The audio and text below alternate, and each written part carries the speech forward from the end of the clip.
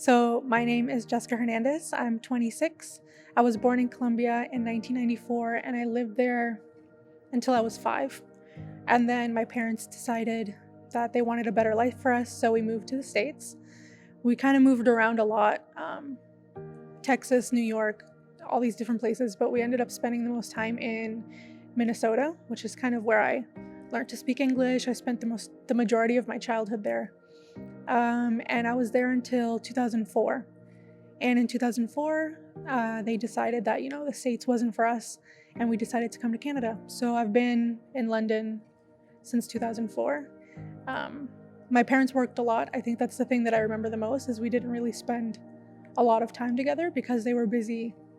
I mean, it's that immigrant life, like trying to build a life for us. And I think maybe we didn't really understand that. We just knew that our parents weren't really around. But obviously, it was for the best. So I think my parents not being around a lot, I became very isolated. I didn't really have a relationship with them kind of at all. Like, they were my parents, but I didn't really know them, and they didn't really know me.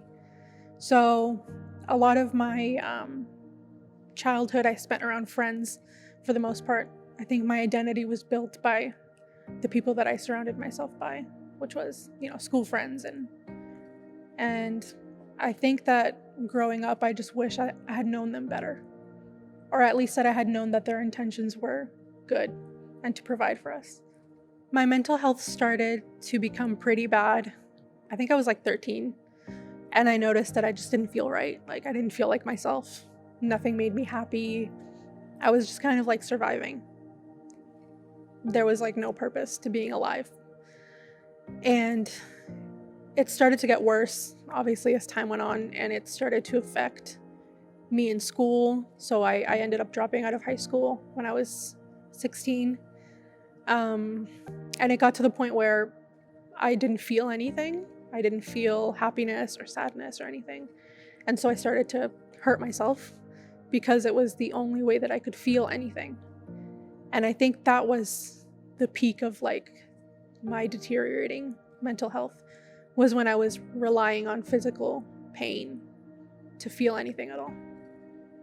So because I was feeling so lonely, I think that my friends really became my safe place. I spent a lot of time with them. I spent most of the time out of the house than in the house.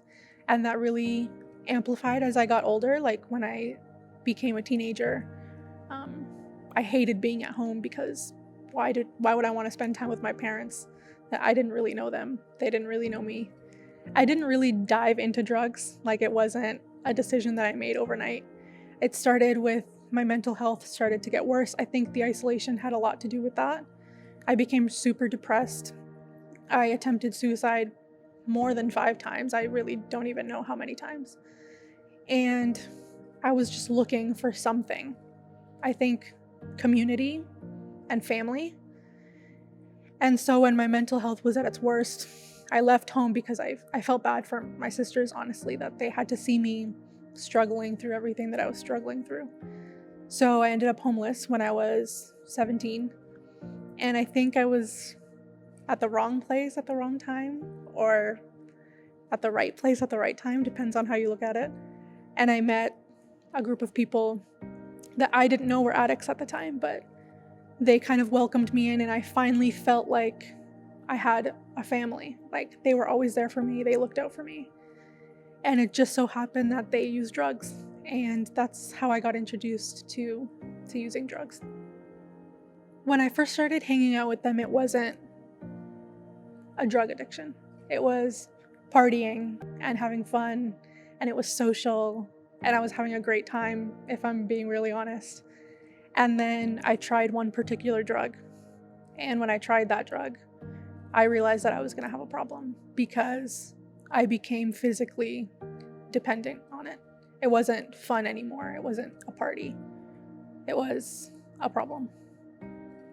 I tried all sorts of things. I tried everything from cocaine to pills, but when I got introduced to crystal meth, that's when I knew that it was serious. When I started using all the other drugs, it never felt like a problem. I felt like I could stop whenever.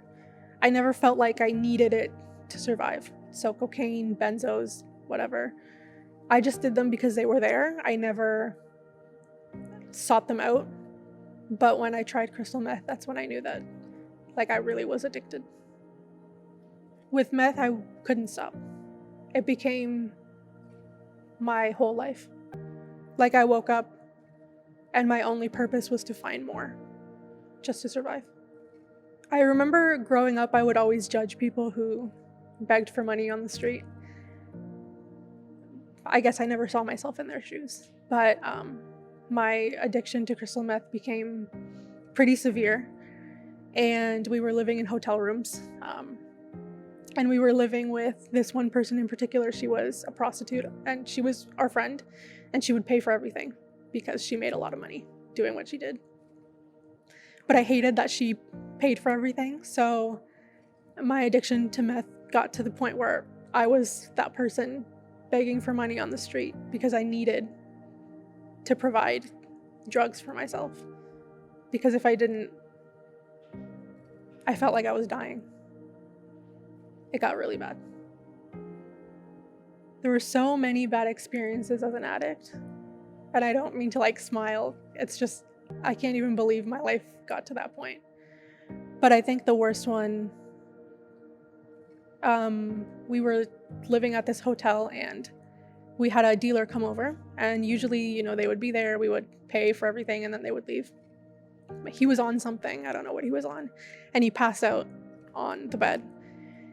And obviously I'm sitting there, and me and my partner and our friend were all drug addicts, and we know that this guy has drugs on him.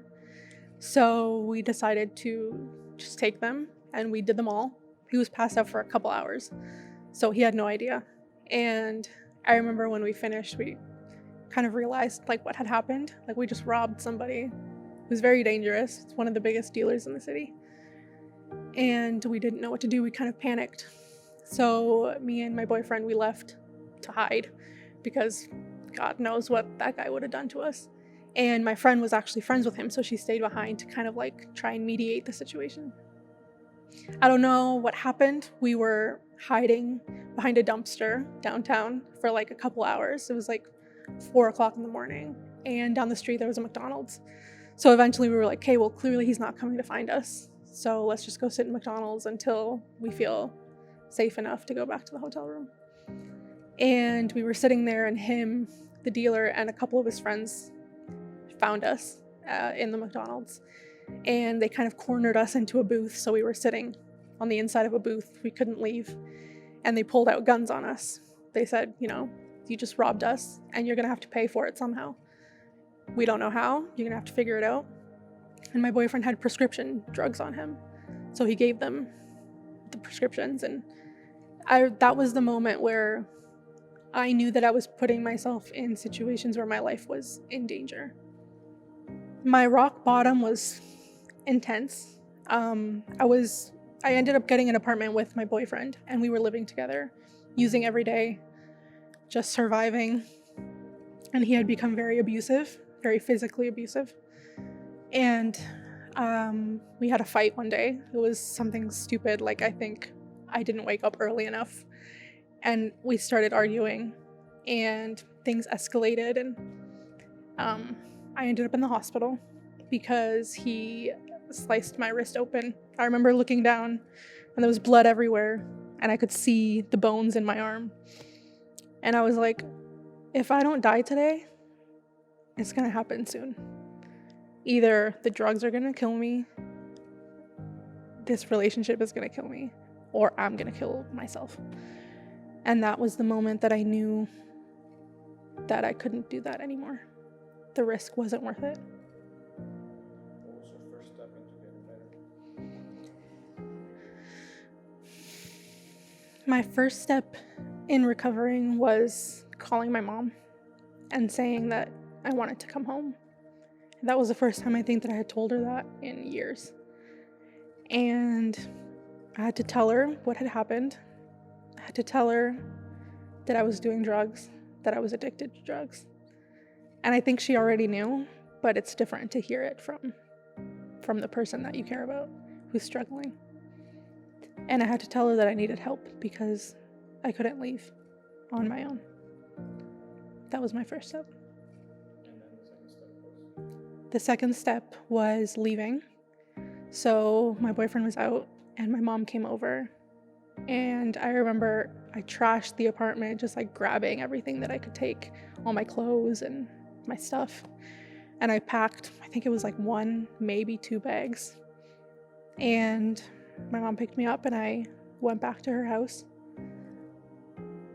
I feel like I really had to like cut the cord quickly. I couldn't make it like a gradual process because I don't think I would have done it. In order for me to get sober, I had to detox. Not only the drugs, but my entire life was revolving around drugs and drug dealers and drug addicts. Like, they were my only circle of connections. And so my family and I decided that the best way for me to get better would be to completely pull me out of the situation 100%. So my parents very generously bought me a plane ticket to Colombia. And I went there for 2 or 3 weeks. I don't really remember. But I detoxed from drugs there. And while I was there, I felt happy, like for the first time in God, who knows how long. And I just remember thinking, like, I could just be happy. Like, I could just decide to not go back to that life ever again. And I don't have to give up this feeling of like joy. And so I made the decision when I was there that when I came back, I wouldn't contact anybody ever again. And I didn't. It's been 8 years since 2014. Yeah, it's a long time. I think when I got sober, I started believing in God for real. Because I had been going to church as a teenager for years. But I went because I had to. And hearing when I came home how many people prayed for me, how many people fought for me spiritually was life-changing. But I still felt too dirty to believe in God. Like, why would God ever want anything to do with a homeless drug addict? And then I had an experience, I mean, to put it lightly, and I realized that that's exactly the kind of people that he died for. And my life has never been the same. I would be lying if I said I didn't struggle, because I think addiction affects your brain in that when you're not in it, when you feel like you've passed it, you almost start to romanticize it a little bit. Sometimes I look back and I'm like, was my life really that bad? Yeah, it was. But because so much time has passed, I think your brain forgets. I would say that when you're in it, it feels impossible to overcome. If I had someone tell me when I was in the middle of everything that I would have a job someday, or that I would go to school someday, or have healthy relationships, or know who my sisters were, or have a relationship with my parents, like, that all sounded impossible. But it's not. And it can happen for literally anybody. Anybody who wants to get better can get better. There's never such thing as no hope. And so I would say that if you're going through addiction, or if you're going through mental health problems, the best thing you can do for yourself is to ask for help. And it's the hardest thing that you'll ever do. Literally, the hardest thing that you could possibly do is tell someone that you're struggling. But no one will be able to help you if they don't know that you need help. I feel like asking for help makes you feel weak. You never really want to admit that you have a problem. But I think it's the strongest thing that you could do. If I was still a child and my parents weren't around a lot, I think I would tell them that I was lonely. I'm gonna cry.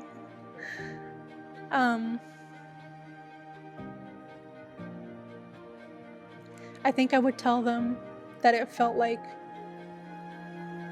everything else was more important than me. Sorry. Yeah, and I would tell them that I needed them.